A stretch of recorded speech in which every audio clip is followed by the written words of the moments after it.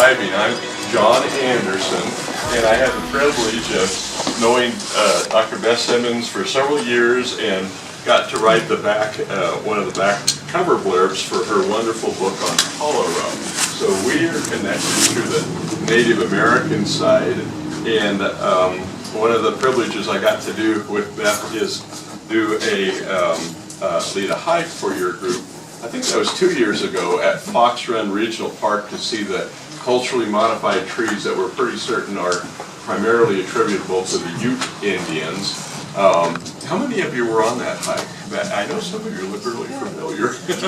And it was a wonderful experience, and Fox Run Park in northern El Paso County, if you haven't been there, has an extraordinary collection of culturally modified trees. We think the majority are probably Ute, but we're finding out, other tribes were there, to include the Comanche and Apache to some extent, but also the Cherokee.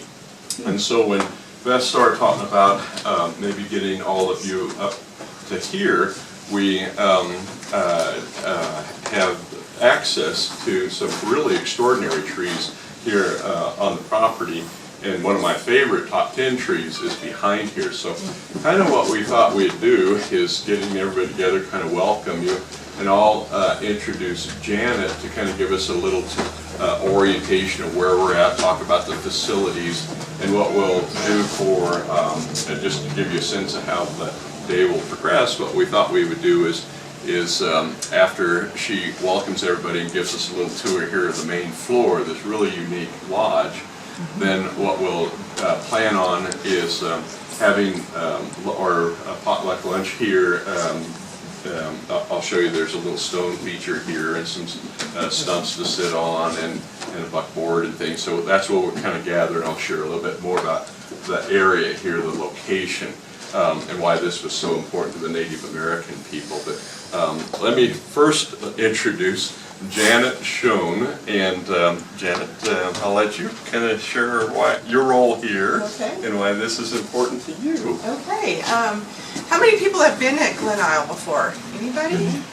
Wow! Oh my gosh! Well, I first came here when I was 4 months old. My parents honeymooned here. This lodge was built in 1899 and 1900 when there was a stagecoach. It was a stagecoach area, and they built it around a live tree at the time. And the lodge was built to look like a wagon wheel. So if you look up there, you can see that it was made to look like a wagon wheel. And this road that you came in on is Old Stagecoach Road, so that was where the stagecoach ran. And then they built the railroad, and the railroad, as you probably know, went along where the highway is right now. And so some of these pictures, you'll see the railroad tracks right there, and this same bridge going across here to Glen Isle. So people would stop over there and bring their baggage over on this bridge and come on over. It was one of the many lodges that were built on the railroad going all the way to Fairplay and then over to Brackenridge.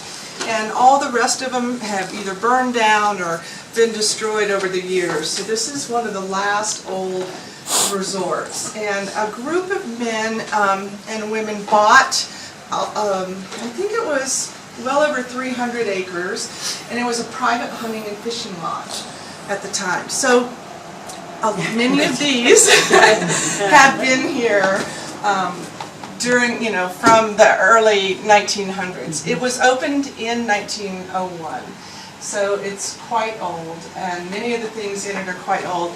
The previous owner owned it since the 1950s. Their name was Tripp, and Mrs. Tripp's grandparents had bought it from the original owners of the land, and they gifted it to her on her 23rd birthday. And so she ran it from when she was 23 till she died in 2012 at the age of 94. So they are the ones who were very, very interested in Native American culture and would bring Native American artists and vendors in, and they would purchase and and buy things from them, but they also would go to the different reservations and collect artifacts. And so I'm going to show you some amazing artifacts, and we'll have a little scavenger hunt to see if we can find some certain things. My parents did honeymoon here, and when I grew up, we came here for vacations. We moved away from Colorado when I was 6, and then we would come back for vacations. And I always wanted to work here, so I worked here in the 1970s, in 75 through 77. And I just loved this place like it was my own home. And when it was closed for 5 years and sat empty, it was just, for me, it was quite heartbreaking. And the first people that put a contract on it didn't like the Native American things, and I loved them. And so the kids, they had 5 kids, and none of them wanted the lodge. They put many of the Native American things up for auction, and one of the spears sold for $75,000. They had some incredible artifacts. Something else sold for $30,000. I think it was a headdress. So they had some extraordinary museum items, and I thought that it was all going to be gone. And I was just crushed, because that was so much a part of Glen Isle. And when I came to visit in 2017 and met the new owners, I had brought a tour of people here to see it, and as we're going through, we went into the dining room, and I saw that there was much of the Native American artifacts were still there. There's about 90% of them are still there. And I just burst into tears. And then the new owner saw that, and she has a great love, they both have a great love for the Native American artifacts and art here. And so we became close friends, and I told him about the organization that John and I and Dr. Jefferson founded, the Association for Native American Sacred Trees and Places.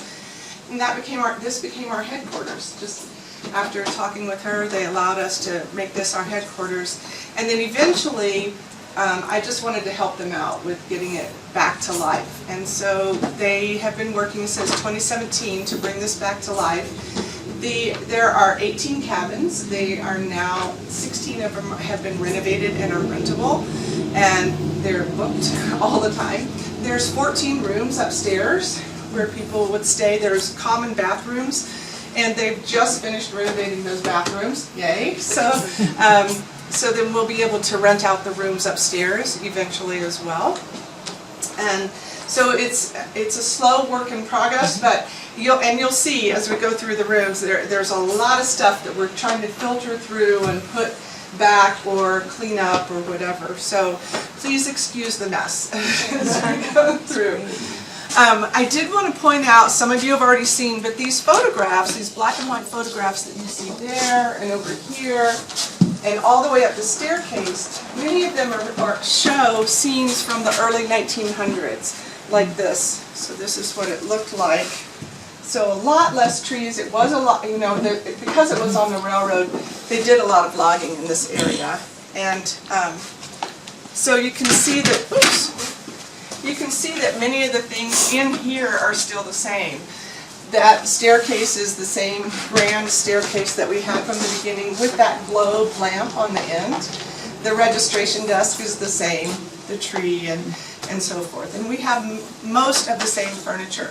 These are all original, and many of the items that you'll see throughout are original. So it's pretty cool stuff. And I'm happy to answer any questions as we go through that you might have. I do want to point out that you do want to look, as we go into the other room, you want to look on the other side of the door, see where the heads of the deer are.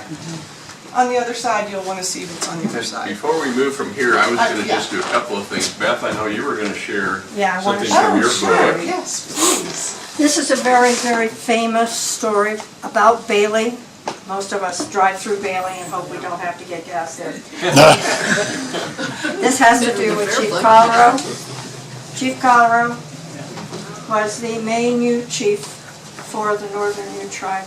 And this route down the creek here, all the way, was a major corridor of Ute travel. And many people don't know that if you go down to Bailey and you turn down the road, which is a Forest Service road, and it takes you up and around you'll end up down at Buffalo Creek, but it's not the Buffalo Creek little village where the Forest Service is. It's up in the mountains. And that was a major Ute camp every summer. And we've got peeled trees down there. Every sign of Ute habitation is down that road. But I guess that road is not doable at the moment. It's not accessible right now. Right, Yeah. it's a mess. So in order to get to the peeled trees site is actually on private land, and there's a buffalo ranch in there.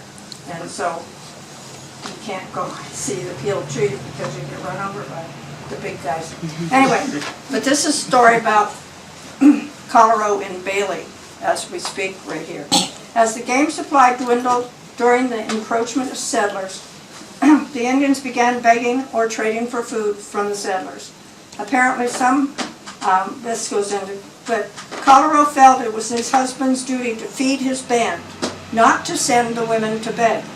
So the Ute Braves and Chief Colorado often stopped at ranches during their roving and asked the pioneer white women to bake them biscuits, which made tasty sandwiches when converted with honey or syrup.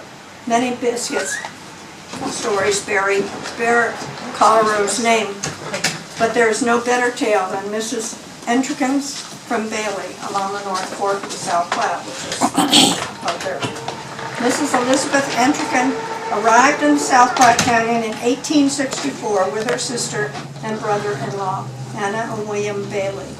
The two women were Reverend John Dyer's sisters. He was the snowshoe itinerant minister. One day, Chief Colorado, wearing a boiled shirt, meaning a white shirt, and some of his braves greeted her with "How" when she came to the door. "Biscuit, Chief, braves, heap hungry." With much dignity, Colorado sat down at Mrs. Entrekin's dining room table and asked for more biscuits, as the other Indians stood around him. Mrs. Entrekin mixed a large dishpan full of dough. She baked 3 large pans of crisp, puffy, generous biscuits and set plates full before her guests. Returning to the kitchen to pour them more coffee, she was startled by the hoarse command, "Biscuit! Biscuit!" from Colorado. 7 or 8 dozen biscuits had disappeared. "Hungry," said Colorado, dolefully rubbing a pudgy hand over the dome above his buskin trousers. "All right, I'll bake you more." She baked 6 more pans. Scarcely had she served 1 batch, then it disappeared. "White scum, much good," smiled Colorado. "More biscuit." But there was a limit. When she was down to 1/3 of the flour in the barrel, she took her courage in her hands and faced Colorado, said slowly, "No more biscuit. Squaw has no more flour, just enough for squaw." Colorado turned a stern eye upon her and exclaimed, "Ugh, white squaw, no tell truth." "Come here," she said. He got up on his moccasin feet and followed her to the kitchen, where she showed him the nearly depleted barrel. "Oh, good squaw, all right," he acquiesced, and giving the order, the Indians filed out of the house. When Colorado, looking like a balloon filled with gas, got on his pony, his shirt, which had been tucked into his trousers, pulled up from the strain around it. Out poured dozens of nice warm biscuits that he was taking to his hungry people. He had stuffed them inside. Mrs. Entrekin could tell from the looks on their faces that the braves had followed his example. She kept a straight face and motioned Colorado to stay on her horse. She said, "I kept my face free from the indignation I felt, motioned him to stay on his horse, and gravely picked up all the biscuits that had rolled out and handed them to him. That, I think, won his friendship. I cooked biscuits for him several times afterwards, and the Indians scrupulously respected my cattle and chickens." And this picture here of Colorado is about that time. But that's a great story. Oh, yeah. And it's in the Colorado book, of course. Yeah. And I didn't mention, but I live in Buffalo Creek, and we have discovered many dozens and dozens and dozens of modified trees and stone features there. On the land that my wife and I live on, we have solstice stone which are stacked stones. And on June 21st last year, I wasn't there for solstice, but the next day I was in my kitchen and I turned around and I saw a shaft of light coming through these stacked stones and shining at noon on a triangle stone behind it. We have standing stones that go all the way down to the river. We have a birthing site. We have, in the community, there are Moki steps where the handhold footholds where they would climb up and have a good view. And we are currently in the process of trying to change the name from Redskin Creek Road and Redskin Creek to Ute Creek, because there was that known camp. The other thing that I neglected to tell you is that Glen Isle was built on a known Ute encampment, and the previous owners knew of the modified trees, the bent trees, and they're in articles that are posted on this wall over here from the 1980s. So they were known back then, so it's kind of cool. Back then, 1980s? In the 1980s, they knew about the modified trees. So, and even well before that, they knew about them because they had Native Americans coming here all the time. And I guess they knew of the cultural tradition of it, so it's amazing. Well, thank you. Yeah, shall we take a look? We can real quickly look in here, and I'll just let you guys file in and out. This used to be and is now returning to be a game room and sitting room. And so we will have opportunity for people who are staying in the lodge to just come and relax in here. The owners, the previous owners, kept scrapbooks of every summer, all the events that happened, and this is the summer that I worked there, and all of those scrapbooks are from the 1950s on. And the gift shop is in here. I'm not going to open it because it isn't open yet, but just so that you can see, this is, and so they have a lot of just old antiques. Mrs. Tripp's mother owned an antique store in here. That was all antiques in there. So these are from her era. Pardon me?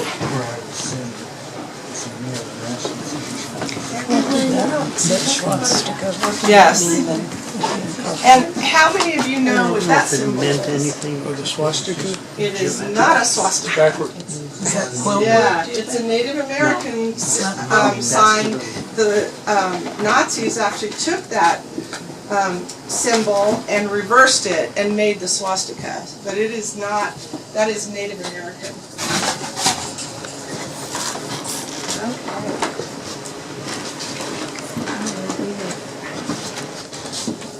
I meant the design. When everybody gets in here, I'll talk about the fish pond. Fish pond that was manufactured in 1878, and when I worked here in the 1970s, they were still using it to have fish in here, so you can see the water line.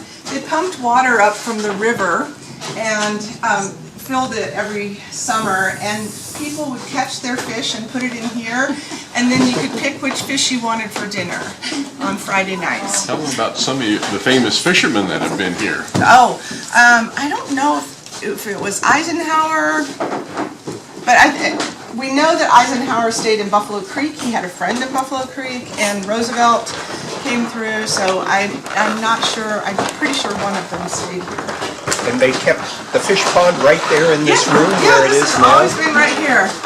Yeah. But it pumps water from the river, that's the amazing thing. Yeah. And sadly, somebody moved it sometime and broke the pipe. So it doesn't connect to the river anymore. But Park County Historical Society has said they will give the owners a grant to restore this. Okay. So we're looking forward to that. But I've already talked with all these glass people, and nobody wants to take it on because it's a very old piece. So we don't know who we're going to get to do it. As you come over here, if you look up on that wall, this is what made me burst into tears when I saw that it was still there. That big black pot, water pot on the wall used to have a sign on it that said 1018. And you'll see down in this display case to your right, that's where many of the ancient artifacts are. There's another pot in here that's labeled 1018. It's all broken and they put it back together. Some of these are really quite extraordinary. And Mr. Tripp was the one who loved the cradle boards. So he would get the cradle boards from all different tribes and display them. And some of them are very authentic, and some of them were made for tourists, and some of them are doll cradle boards. That's the magic of this place. They always had treasure right next to trash, like the skunk.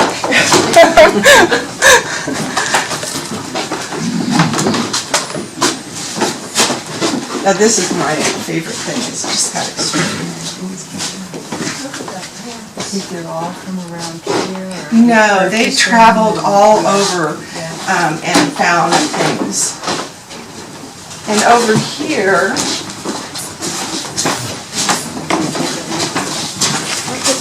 you can't really see it, but it's all covered up now. There's a case back here that has many, many arrowheads in it, and it has mano and matates. Do you guys know what those are? The corn grinding stones. So there's many of those up there. Spearheads, choppers, all kinds of artifacts back there. And Mrs. Tripp collected dolls since she was 8 years old. So there's dolls all throughout here and upstairs as well.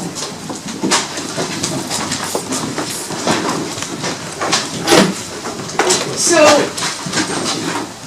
as you're looking around, one of the things that we thought would be fun is see if you can find some things that I recently found. I found a steel arrowhead impaled in a bone, and it is displayed in here. So, did anybody happen to see that as they walked by? You might look around.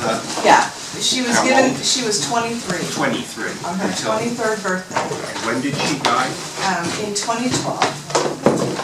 She was 94 at the time. Yeah. And she ran it till then. You do? Can you show it? Yeah. So over here, this is the steel-tipped arrow, but this is the arrowhead that's impaled in the bone. Oh, I saw it. It's labeled. Yeah. If you have a flashlight on your phone, you can shine it on there, but it's a little hard to see.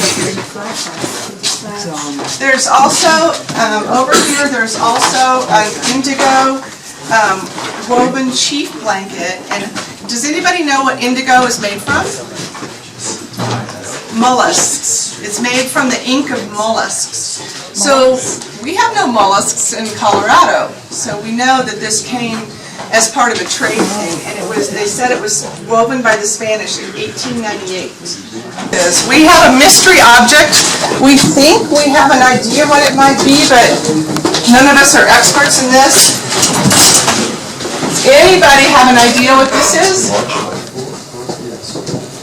Bird's nest of some kind. Yeah, it's got to be a wasp nest of some kind, but we have no idea, or a bird nest. And there's several of them. We have a couple, so it's fascinating, but I have no idea. I thought maybe we'd have biology experts that would know. But we've never found anybody who knows. And it became a storage room. Mrs. Tripp became quite an excessive collector. And she had so much stuff that was the room was floor to ceiling with boxes that had never been opened and things for the gift shop and just mannequins, all kinds of things. So as we were cleaning it out, we were finding different little treasures and among all the not so fun treasures. And at the very back corner, in the bottom, on the bottom shelf, was a bag of raw turquoise. This big. It was just, there were chunks of it. It was that big. It was just unbelievable, some of the stuff. And had probably never seen the light of day for 30 years, So, quite the treasures. But what she liked to do was go to garage sales and buy stuff and then resell it at the store. So we're going through some of that stuff. So last year was the first time we had our conference for the Native American Sacred Trees and Places. And we had it here, and we're going to do it again in 2 weeks, our conference. And so we've got elders from all 3 Ute tribes coming, and they're going to be explaining the history of the tribe and their cultural traditions, including the trees. And we are going to have a youth conference. We're going to have 2 teepees, and we'll have kids out sleeping in the teepees. We're going to have a bear dance and a friendship dance and Native American artists and just and tours of Native American sacred places, including my land that has the birthing site and the 30 modified trees and the solstice stones, and then some other places around here. So if you guys are interested, let us know. Why would they kill his horses? Why would they kill his horses? That was tradition, that the horses would take them to the happy hunting ground. Why don't we gather around here? I'll answer that question as far as I know it to be, is that in the Ute tradition, a warrior is not expected to walk in the afterlife. So he needs a horse. So they would usually cut the throat of his favorite horse. Yeah. If you were a chief, you had a long way to go in the afterlife. And so not only would your best horse be sacrificed, but you'd need a remount. So in the Ute tradition, the horse, the tree, the eagle, the bear has a spirit, just like a person. And so all they're doing is leaving this life together and going to the next life, the afterlife. And that's why the tradition in the Ute is for the men, for the warriors especially, is to sacrifice your horse. So what I want to do is kind of orientate everybody here. I think everybody's with us now. Let me pass around a business card bookmarker here. It's got my website on the back. And some of you asked about the books. This is my latest book, The Native American Prayer Trees of Colorado. From the first book that came out that I think Kate just bought, and some of you I think bought at our hike at Fox Run, we've learned a lot more about the other Native Americans who have been in the Colorado area for an extended period of time before they were all moved on the reservations. We've also learned more about the cultural modification traditions of other Native American people. I don't know about you, I don't mind getting a little wet. I'm fine with this walk as fast as it's kind of refreshing. I do worry about the lightning. So if it starts to lightning, we may have to cut this short, get back to the car. The good news in Colorado, it's not going to last very long. We don't have a long way to go. It's not even half a mile up around this corner here.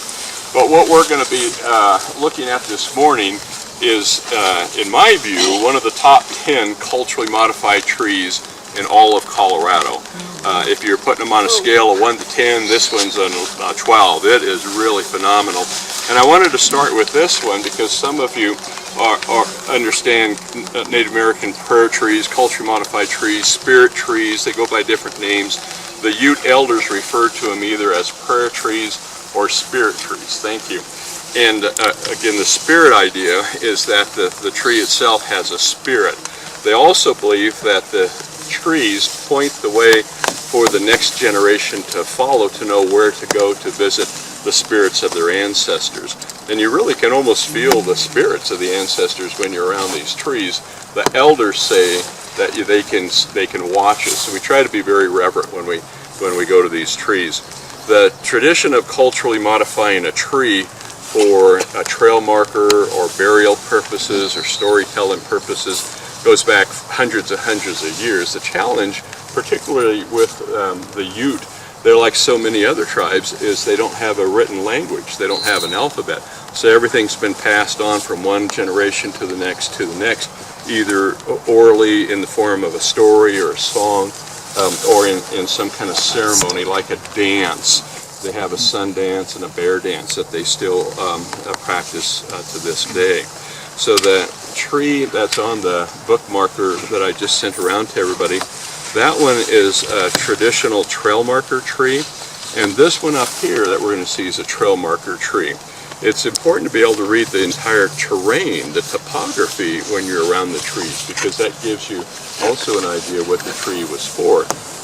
It's right on this trail, and I'm confident that this is an old Indian trail that we're walking on here, and it probably had been here for centuries, maybe even thousands of years. I had a question about the Stagecoach Road. Where does it go? I don't know. I know the 285 corridor was an original trading route from what we call Denver today to Santa Fe. So if you stay on 285 and you don't deviate left or right, you can drive right down to Santa Fe. And all along that corridor, that 285 corridor, are modified trees. Now, I think the challenge is getting to know the interpretation, what is it for, and the attribution, who did this. But clearly they're Native American in origin. I think when I first started studying these 5 or 6 years ago, I would have guessed 90–95% of the trees in Colorado were Ute, but anymore, I think that number is much, much less. Probably what's more valid than my estimate is some of the elders like Dr. Jefferson that Beth and I know, and I asked him that question, what percentage of the trees that have been bent for modification or altered in some way for medicinal purposes or storytelling, what percentage do you think are attributed to your people? And he estimated maybe only half. So that's one of the reasons we're trying to be respectful of the other tribes that had access to this area. Some came and went, like the Comanche. We know that they arrived in the mid to late 1700s, and they were gone probably within a few generations. Colorado wasn't half Comanche. He was Comanche, yeah. But he was accepted by the Ute. He was raised by the Ute. Yeah, and he was captured as a child and raised as a Ute. And he was respected within the Ute because he had people that chose to follow him. So he was a bona fide chief of the Ute, of the Ute people. He had a big family too. He had 15 kids. The Cheyenne, Arapaho, Kiowa, some of the Plains Indians, we don't have a real good feel on if they, modified trees or not. We think part of the challenge is when they're on the plains, they didn't have access to the trees. There was also some different traditions like burying their dead.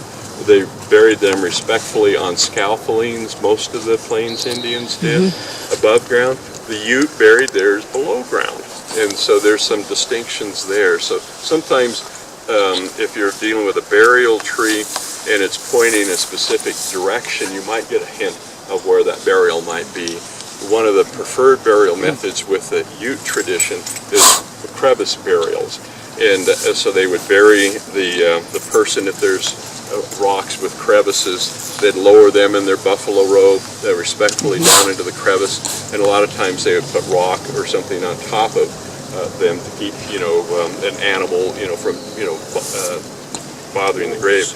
In Chief Uray's instance, he was buried twice, and we know other chiefs are buried, and other Ute, doesn't have to be a chief, but other Ute were buried near where they died, and then often a loved one, a son or a brother or a grandson would do a reburial ceremony. So they would collect the long bones and they would return those to where their ancestors were, and that's usually done over several days, and it's done in prayer, and it's done while they're fasting.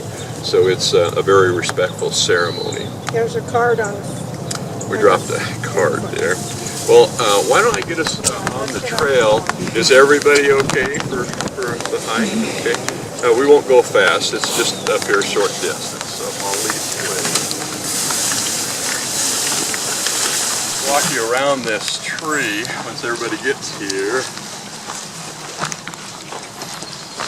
Let's gather around. I won't have to shout. If you were going to get up on a Sunday and drive and look at one spectacular culturally modified tree anywhere in Colorado, you'd have a hard time beating this tree right here. This is a living Native American cultural artifact, and it is hundreds of years old. These pine trees, unless they get hit by lightning, can live between 600 and 800 years of age. The oldest Ponderosa Pine is in Utah, and it's 935 years old. And what makes this one so spectacular is it has all 5 of the characteristics that you want to look for on a Native American culturally modified tree. We're about 99% certain it's Ute in origin. Part of that is just because of their extended presence here. The Ute are accepted as the indigenous people of Colorado. When you talk to them, their oral history, their creation story, talks about how they were brought here to the Shining Mountains at the beginning of time by the Creator. They're one of the few Native American tribes in North America without a migration story. So this tree, when it was very young, was selected and bent to the right. I think its point is directly south on a compass heading. I'll double check it here in a minute. But to bend a Ponderosa pine like that near the base, it had to be very young and very pliable, because the Ponderosa pine gets very sturdy very early in life. We probably couldn't get a tree much bigger than that one there, you know, to bend down low. So to get it to bend low, it had to have been a very young tree. And in the Ute tradition, they wouldn't modify the tree unless it was done in prayer with consent of the tree and consent of the Creator. So if they started to modify the tree and something happened, a bolt of lightning or a raven flew by or something that seemed like this isn't supposed to happen, then they would discontinue. But this is a tradition that you didn't do just one time and you were done. This is something you had to cultivate, almost like a bonsai tree. Yeah. So you know, Beth might have started this when she was a young woman, and then she would pass it on to her son or grandson, who would pass it on the next generation. So it was several generations to shape this tree. And the shape from this angle, the reason why we call it the dancing bear, is it almost looks like it's a bear standing on its back legs with its paws up to the right, and then its head and its nose almost like it's on its back feet dancing. The bear is very respected within the Ute Nation, and the bear dance is probably the most sacred of all of their dances. It's in the early spring when the bear comes out of hibernation. These Ponderosa pines, when they start getting older, they take on this orangish kind of a cinnamon color. I'm looking for some younger ones. I guess these younger ones right in here are kind of, oh yeah, they're kind of this grayish, brownish color. But when they start getting old, about 200 years, they'll start taking on this cinnamon, orangish, rust color. And then when they go full, that's about 200 years, they'll go full orange about their half-life, between 300 and 400 years. So this is a full-on orange. This is a full orange Ponderosa pine. So it's in its second half-life. Also, the younger trees, like if we look up there, see how those are pointed at the top like an arrowhead or a lance point? Trees grow from the top up, so those trees are still growing straight up. When they start getting older, like this beautiful one here, bless you, see how it's kind of rounded, domed on top? That means it's no longer growing up anymore. It's reached its terminal height, but it'll keep growing out. Kind of like I did when I reached that side. So when we look at the color, the shape, the height, it's no longer growing up anymore, but it adds a tree ring of growth each year. So we don't want to do it with this one, but we could get a sense how old it was, you know, if we did a core, you know, to extract the key ring, the tree ring. Right there. You could count, and there's a stump right over here. We could count. Yeah. And what I've done is I measure the diameter of the tree, count the ring, so that's the life, and then you measure that diameter, or circumference, and you take the diameter, and that gives you the age of the tree. Yeah. You don't have to touch it. So has that been done with this stump and No, I don't comparing think the these tree? stumps have been counted, so maybe that gives us something to do. Yeah. A couple other things on this one. We can see that the shade went off to the right, and this one, we'll go up there a little closer, has had the bark cut around the primary trunk. Actually, let's go up a little closer and I can point it out.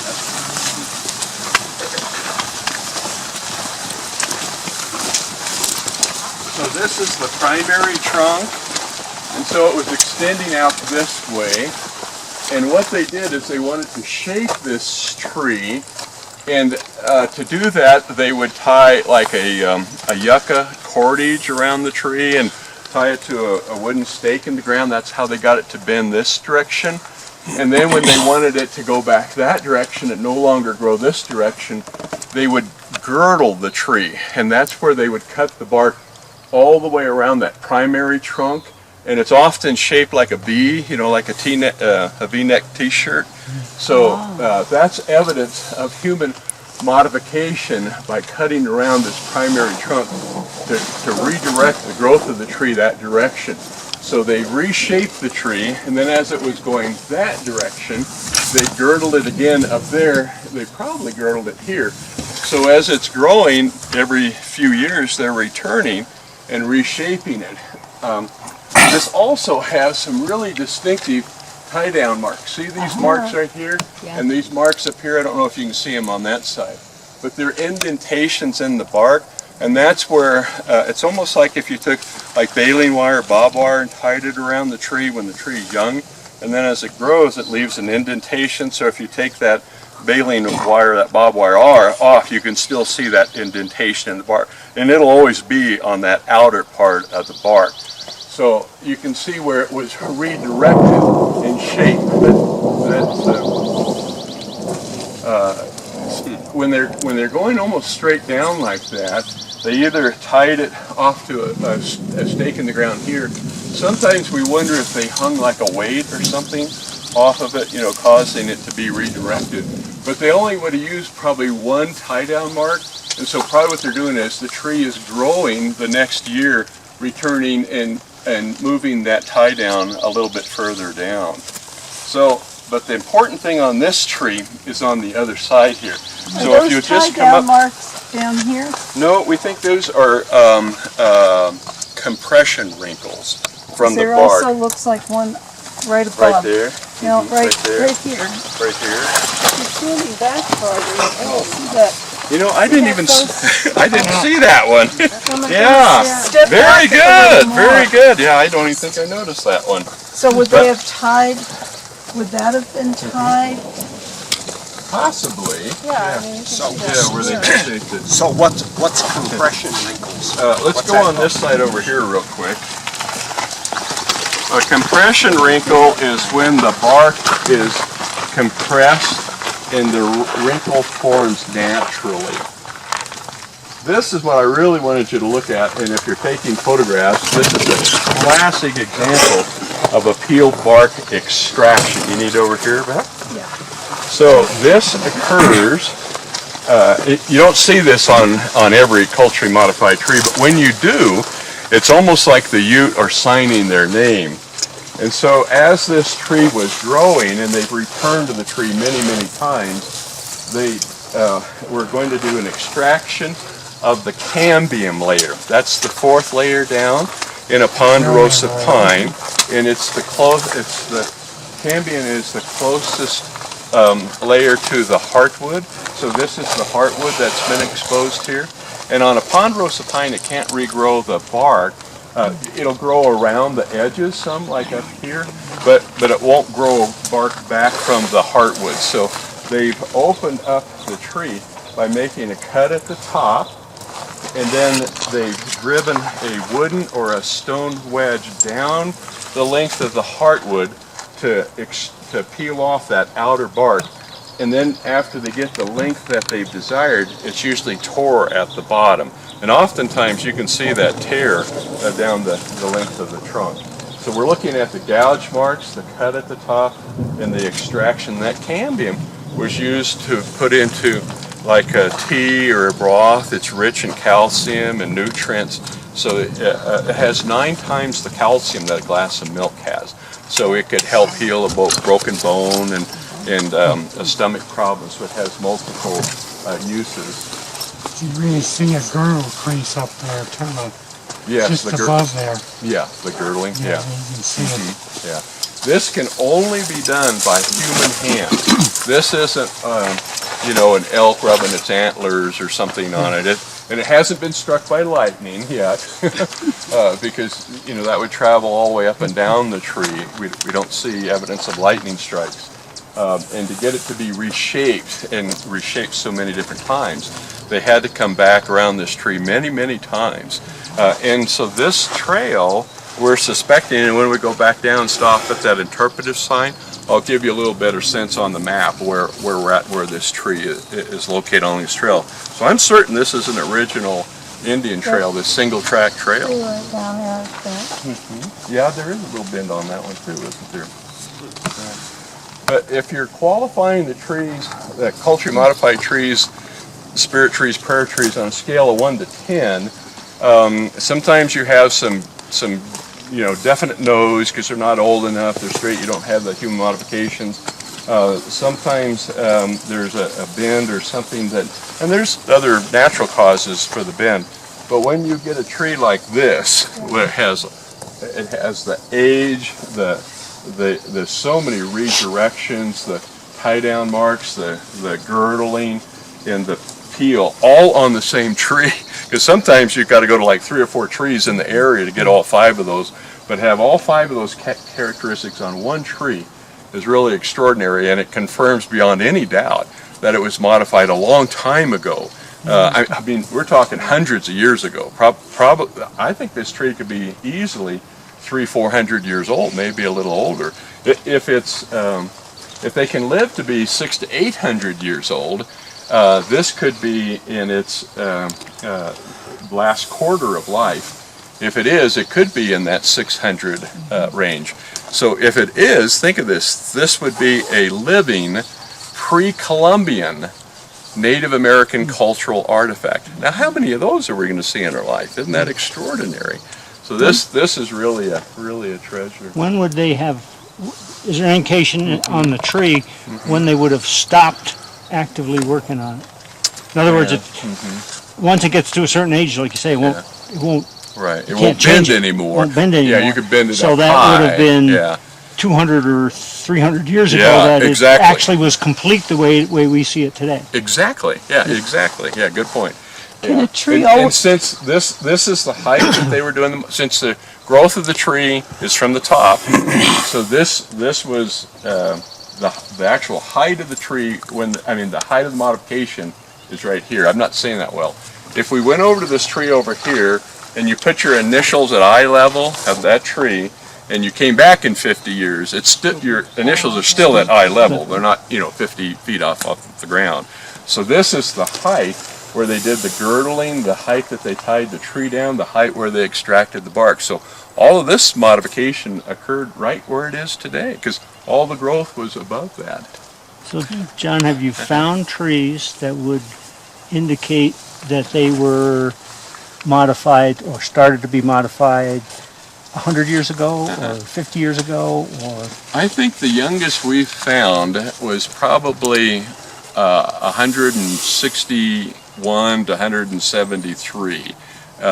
Now the tree would have probably needed to be, at least 15, 18, 20 years old at the time that they did the modification. So I don't think I've seen a tree that was modified within the last 110, 120 years. Most of it occurred earlier than that. Are there any? Well, that's when they left, yeah.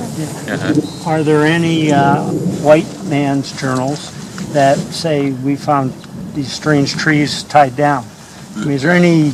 There's a few, and Janet mentioned this morning. I don't know if you could hear her when they first were building Glen Isle, and this was a Native American camping site, a sacred site. Some of the early pioneers were told by the Ute that there are these trees in this area, these sacred trees that were modified. So we have some accounts of some of the early settlers being told about the trees. Okay.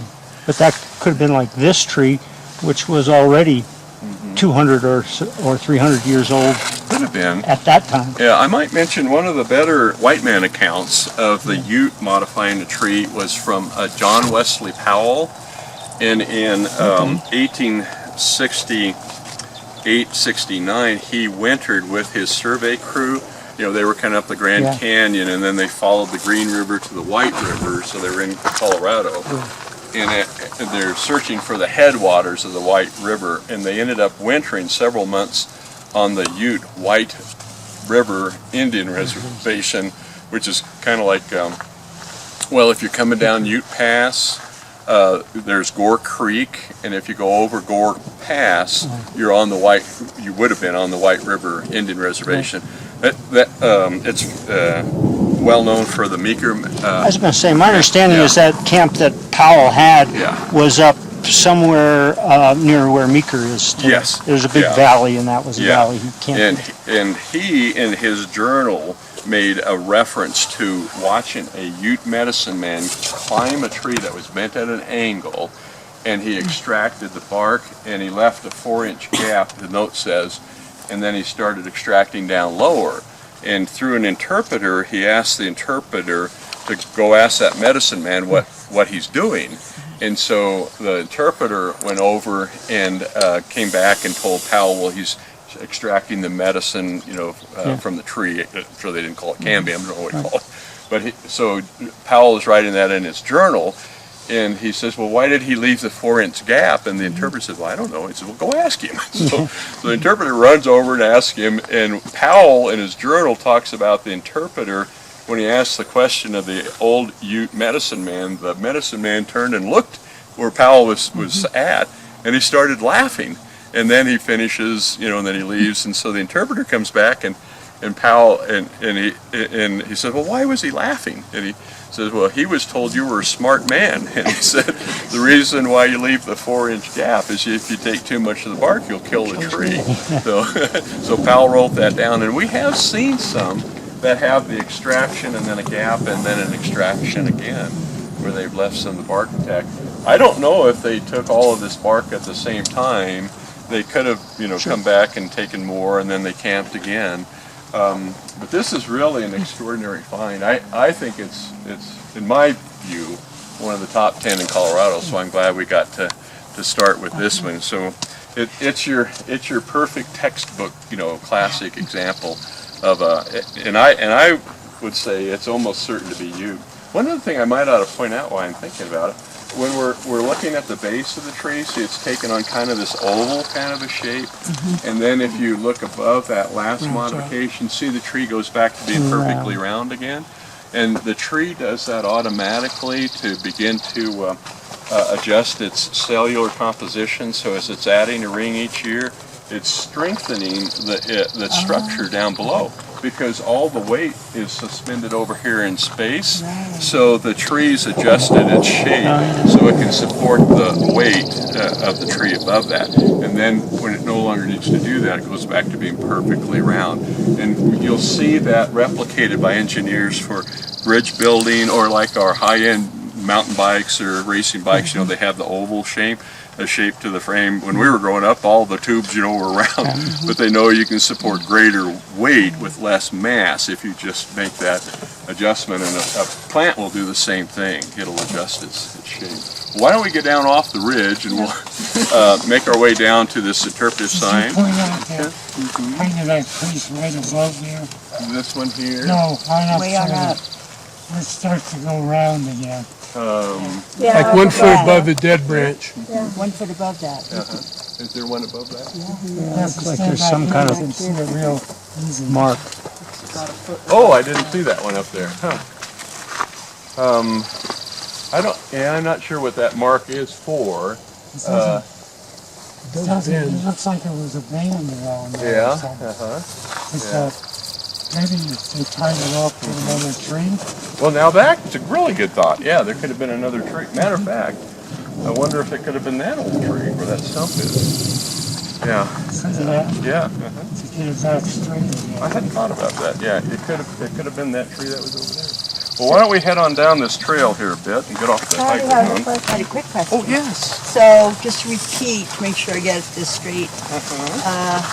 The top tie-off was up that high when they put it on the second one there. Yeah, so that'd be the last modification. Yeah, So yeah. our first modification is here, and then they're Yeah, shaping it, right. and shaping it, and shaping it. And then they did it again. Yeah, and so that would be yeah. your last modification. Yeah. And in Fox Run Park, there was maybe one or two really tall trees. Yeah, So are those still considered where they were up pretty Yeah, high right. before they got modified? You're right. Yeah, you got a good memory. Yeah, Yeah. some of the ones in Fox Run are abnormally high. Yeah. And the only way we can think that they did that is they either built like a scaffolding or maybe climbed the tree. But the elders tell us the Ute were extraordinary tree climbers, and some of the boys would even sleep in the trees. They would, be scouts, Yeah, and so they'd sit up there and they would mimic like bird calls, to tell somebody there's enemy coming or game or something. So they had these different bird calls, but they would take that yucca cordage and tie themselves to the tree so they didn't fall out at night. Okay. Yeah. Well, you're welcome. Was that worth coming out for? Oh, yeah. That's fantastic. What do you think of that one? in the Christine? shaft. You like that one? Yes, Yeah. yes. That's hard to beat that one. If you look at this map here, you'll be able to see up this little insert up here. It's 280. Oops, excuse me. 285. So Denver, all the way down to Santa Fe. So that was the trading route. So we're up here. So that one dirt service road that we turned left on, if you keep going straight, you can go back to 285. So this trail would lead to the Lost Creek Wilderness area. I think actually this is part of Lost Creek Wilderness area here. I think this is all National Forest property. Forest, but I don't think it's in the wilderness. And we have to go a little bit further. Oh, sorry. Oh, okay. One of the fascinating pieces of history here is the last buffalo herd in Colorado was here in the Lost Wilderness area.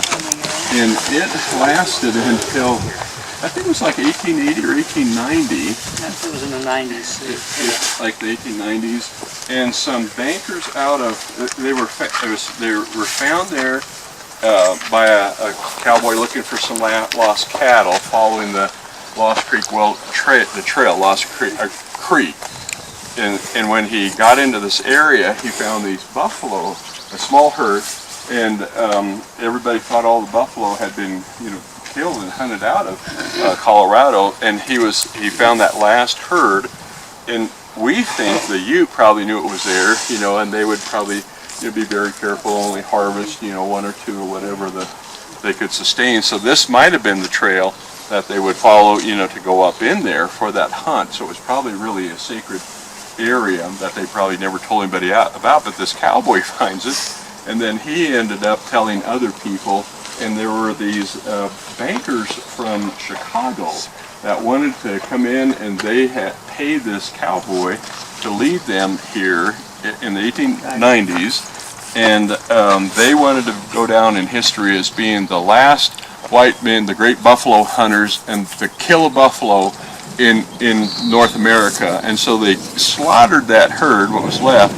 and all they took was the robes. And they went right from the hunt to the nearest judge or justice of the peace and paid the fine that they knew they were going to have to pay. So they just paid the fine, got back on the train, went back to Chicago, and then they used the hides for rugs in their plush offices or whatever.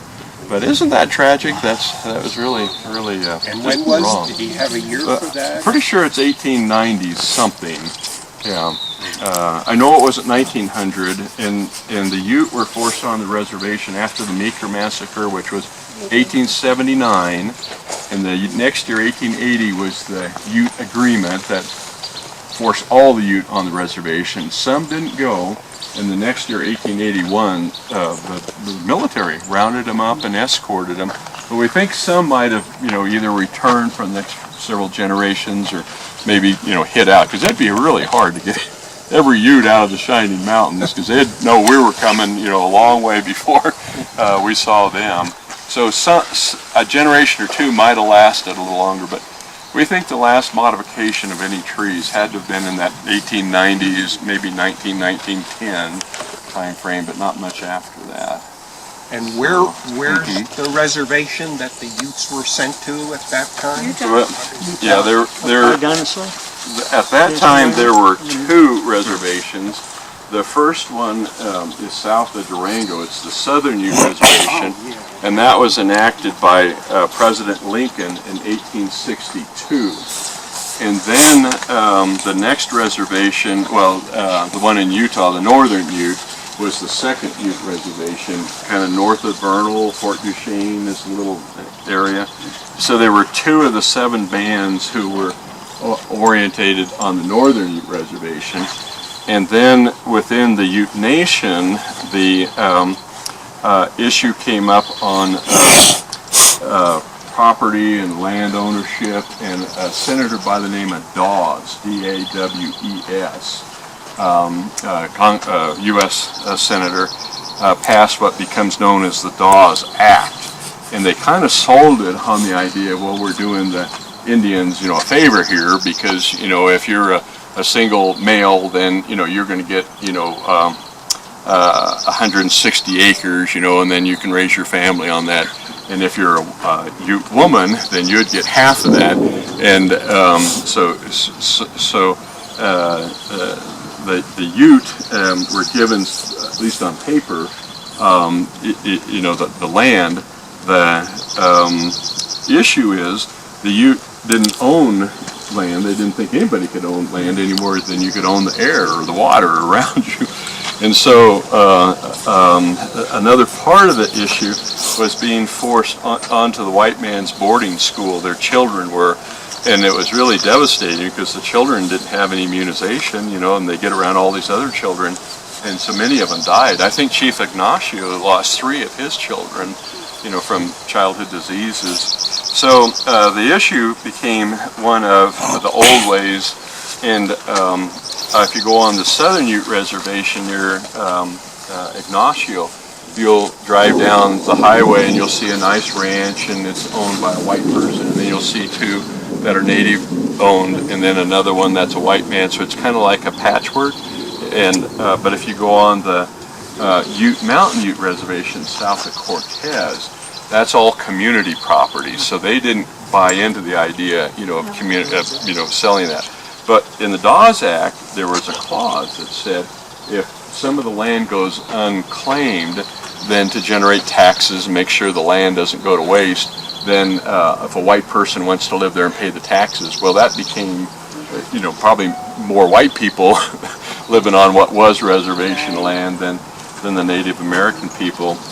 In Utah, that all stayed part of the tribe. But the challenge there was, besides being very arid, you really couldn't raise a lot of, crops and livestock because of the lack of water.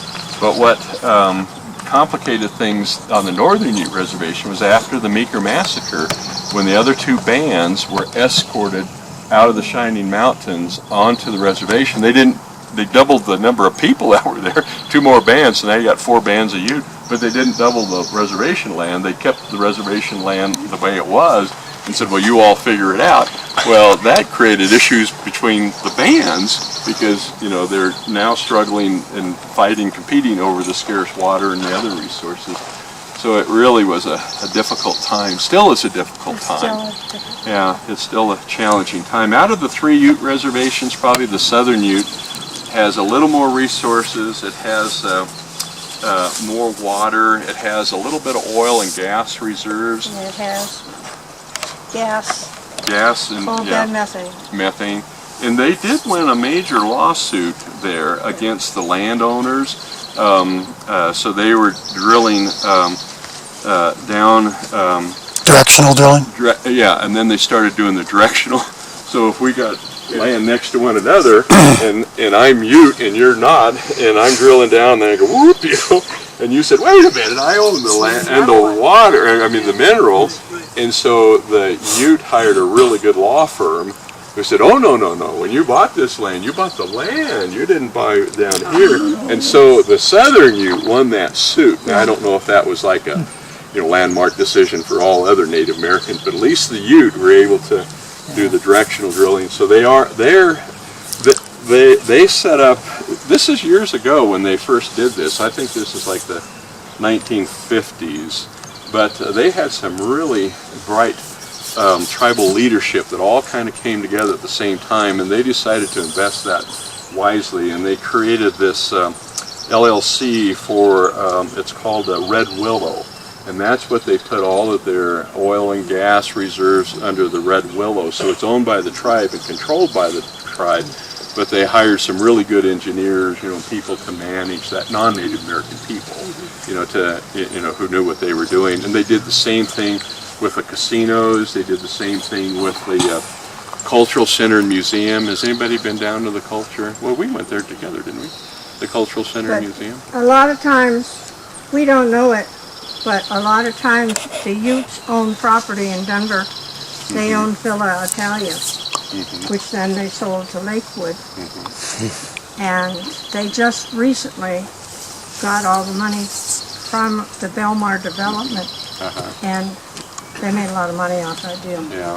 Because Villa, was pretty bad too. Yeah. Was that the Northern Ute that owned that? No, that's Southern. Southern Ute? Yeah. Southern Ute. Southern Ute have, no disrespect to the other Ute tribes, I think they have a little bit more of the business sense, or at least some of their leaders at the time, because you can track a lot of good purchases. I go back to Buckskins early. But, well, I think he really probably did set, them up well. When you get on the Ute Mountain Ute, and you'll see there's some on the Southern Ute, Northern Ute, there's a lot of nepotism, so if you get elected and I'm your nephew, you'll give me a good job over here regardless of my skills. And then, if Beth gets reelected next time and you get bumped out, then she's going to bring in, whoever her family or friends are. So there's a lot of challenges, within the tribes, and still that competition over those scarce resources. Well, I think we're going to have a beautiful afternoon here. Yeah, well, we're Christine hoping. called it the blue sky. What I thought we would do, if everybody's getting kind of hungry, I thought we'd get back in the cars and we'd head over, and I think Janet said to text her, but texting is really a challenge here. So I think if you'll let me lead, I can drive down through the lodge and then up to where these other trees are at.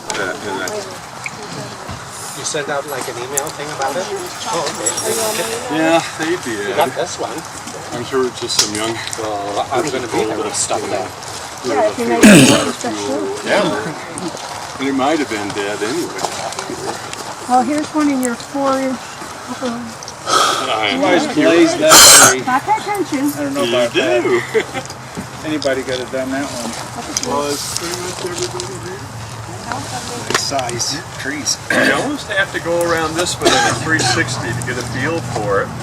Just starting on this side, we can see it's got our orangish color. Now, it's not as big as some of the other ones, but what we've learned is that the height and the girth of the tree is more determined by water, soil, competition for sunlight, those kinds of things. So you can get one, we've got one that's 9 inches in diameter, so it's smaller than this, that died, and we were able to extract a cookie. That's the little 1.5-inch cross section, and that went to Dr. Lucy Bauer, who has a lab in her home near Evergreen, and she counted 309 rings on that one, and it was taken right next, within 75 feet of a culturally modified tree that looks real similar to this one. And that one was dead, and it was 12 inches in diameter and was confirmed to be 360 years old when it died. We don't know how long it had been standing dead, but a little while. It didn't just die. So as you look at this one, you see that's our primary trunk up there, and this is part of the original trunk. So someone at some point has girdled up around that primary and configured this trunk as it's growing. And you can see where it's been tied down and redirected, and each of these curves has indications of tie down marks. If you come over this one, this has got a really pronounced tie down mark through here. And then there's another one up here that I noticed up here. So they're purposely shaping the tree. This is the girdling effect that I mentioned, you know, where it starts at the top, almost like at a 12 o'clock position. So I think someone had a sharp edge, you know, cutting instrument and was cutting down the primary trunk, and then probably switched hands and then cut down here to intersect. And so once you've cut the bark all the way off around that primary, it's going to die off. You know, it just can't, if it's not getting the cambium, the nutrients up to that part of the tree. So they purposely, in shaping this tree, wanted it going in this different direction. We have a peel bark pattern here that's of interest. This one's the one that nails it, though, like Beth said. This is your classic example of, you know, it's not a lightning strike. This is a human-caused modification. And when it was peeled off, the bark, you know, would have been just 4 layers thick, so it'd be thin. And so the bark has grown around this here. So it's an indication of age. Now I don't know how long, but when the bark grows around it like that, that suggests that that's really old. And where you have one, when you look around, you almost always find another one. So let's go over and look at this one over here. Go ahead. Before we leave, I've got a question. if this was the main trunk, where do these come from? That's part of the trunk. So they've So how do reshaped they- the well, how trunk. do these- you know, if they girdle the trunk, They girdle it above that. Yeah. Well, as the tree's growing, they're reshaping it to go into this other direction, and they're controlling the growth and killing off where they don't want it to grow. okay, So- so I'm trying to get a feel for, Yeah. these are started before they actually girdle this? Yes, we think so. So these were Yeah. natural side, just regular That's what I'm side wondering, were they branches? branches? No, Were I think- or they no. sprout out from that girdled trunk? Is that what happens? We think what we're looking at is still part of the original trunk. So the trunk split. Yeah. You So said they on split its the own. trunk to go in different directions. It ties it apart, you know, kind of like, well, they were masters, you know, at using string and cordage, you know, like for eagle snares or bowstrings. So this is when the tree's, you know, younger and pliable. So they're controlling that growth. Let's go over and look at this one, and I'll tell you what I think what they may be trying to orient it towards. And this one, again, isn't real big itself. Not as big as some of these that we're going to look at here. But when you look at the orange color, I think it's old enough. It's got kind of an interesting lead to it. But if you stand back over here and you look through this opening, you'll see Mount Rosalie over there in the distance. She is, I think, a 13,000 footer. So she's, well, you see tree line there. So she's one of the taller ones. And what we know in tracking some of the solstice and equinox, both the sunrise and the sunset. So all of you probably are aware that the sun now, you know, every night when it sets across the western horizon, since we're past the June solstice, every night the sun's going to set a little bit further to the south. And then when we get to the winter solstice, the sun will set the furthest to the south. And that would be the winter solstice. It's going to be December 21st of this year. And then after it hits its zenith, the furthest point to the south, now it can oscillate there, you know, a couple of days, but it'll slowly start making its march back across the western horizon till it gets to the furthest north zenith, and that will be June 21st, our summer solstice. So one of the things that is important with Mount Rosalie from here is it's our highest point, which would be good for signaling and so on, but from a spiritual point of view is the first light with the Ute and other tribes is a gift from Creator. And the Ute men would always try to get to the high ground before sunrise, and they would stand facing on a high ground with the sun coming up to the east, and they would watch for the first light, that gift of the first light. The Ojibwa up in Canada, they have a specific word for that moment, that first light. So before the sun comes up, when you can see the light reflecting off the highest points, a sacred time. And the elders teach you're not guaranteed that gift. It's a gift.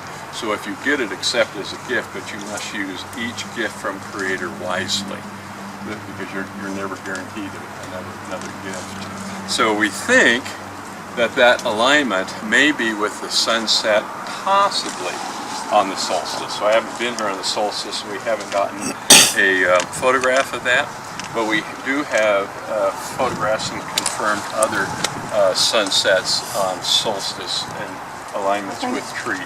Barry was at Bear Base. He did, yeah. Have you guys been to Bear Base? 2 years ago. Yeah. It still happen. I don't know how many. Does anybody go to Bear Base and Ranch? In the Custer County, and by Westcliff. Yeah. That was. They go in from the west, but that day, I-75 was backed up from Colorado Springs all the way north, and I didn't get there. Craig got there late, but it was a terrible drive.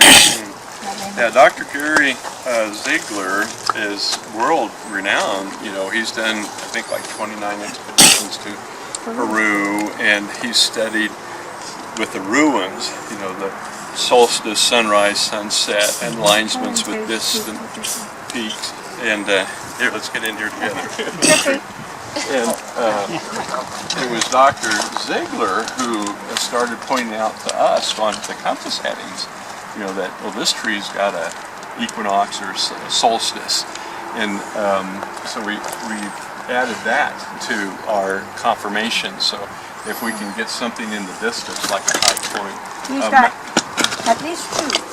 Well, yeah. He's got Pikes Peak behind him, but we have the other one. And Mount Evans is also visible from some of the high ground up here. So let's walk down and look at a couple of the stories I was going to share earlier. I forgot. And Janet had us looking around in the lodge for the metal tipped arrowhead, the metal arrowhead that was in the bone. You don't find very many of those, but the Native Americans here, especially the Cheyenne Arapaho, they coveted the metal that could be shaped into either a knife or a lance point or an arrowhead because it was so much more durable. And what the early settlers didn't know is as they're coming out the Santa Fe Trail, Smoky Hill Trail, or the California-Oregon Trail, they'd see a wagon, you know, that was off on the side, and the metal would be missing from the wagon wheel, or they'd find like a rain barrel, and the slats would just be laying out everywhere. And that they didn't know is they were taking the metal bands, you know, off of like the water barrels, because that could be flattened easily and turned into those arrowhead points. So this one has got a fascinating kind of a lean and a bend and a twist. And then the terminal direction is towards Mount Rosalie again. So that could have been for navigational purposes, but also might be for spiritual purposes. At least with the Ute, the highest mountain along the front range that they referenced was the Pikes Peak. They referred to it as Tava. And they talk about the trees, prayer trees, kind of channeling their prayers towards Tava, where the Creator would be. So the higher you could go in the mountains, the closer you'd be to Creator. So they believed that the Creator on Tava, if you go there for a vision quest, your prayers have less distance to travel. So they believe that when they prayed around the tree, if the tree accepts their prayers, it'll carry it to the top of the tree, and then when the breeze blows, the pine needles will release the prayers, and the wind will carry their prayers across the land up to 800 years, which is the lifespan of the tree. But the prayers are supposedly still resident within the tree, and if other youth come and visit, then their prayers are added to the, it's kind of like a community prayer to all the prayers that have been there before. So this one's an interesting tree, but Janet's favorite tree is right over here. Might be. Well, let's gather down at this one. Why don't you come up here in the shade? Oh, I would. Thank you. No, but we could stand in the shade, you'll be in the shade, and then we'll be all in the shade. Well, we're going to move from here down to that shade by that tree just in a second, though. But I want to point out a couple things from here for you. Obviously, a really unusual shaped tree. It's just huge in its size. We know it's old from the color, but it has that unmistakable bonsai is how it's pronounced, kind of a look at the top. And then if you see the very top, notice how it's flattened that dome shape there, so it's clearly in its second half-life. It's no longer growing up, but it had been growing at a little bit of an angle. And then see our primary trunk that's kind of going off there about 11 o'clock position.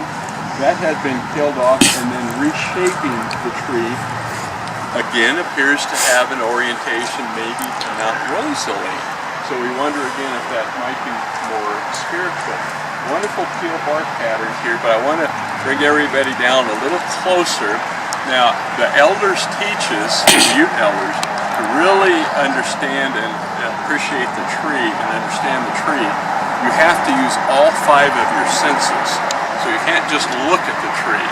You have to close your eyes, you have to touch the tree, you have to listen to the wind blowing through the pine needles, you have to smell the tree. And many Ponderosa pines, including this one, late spring, early summer, give off this beautiful sweet scent of butterscotch or vanilla. So you'll have to come down, smell this tree, smell the bark, and then peel bark patterns open up the inside of the tree. But look on the other side to the left, there's a kind of a rectangular opening that's definitely human caused. I don't know what it would be for unless it was, you know, to put something, an offering or something in there.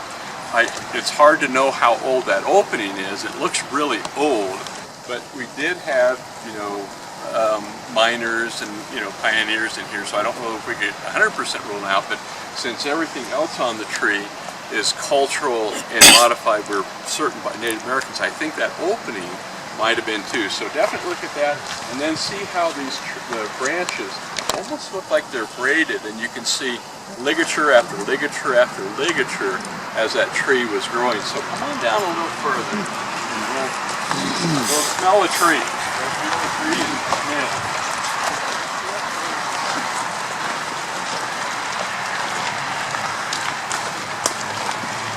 Over here on the orange side is a good place to get a whiff.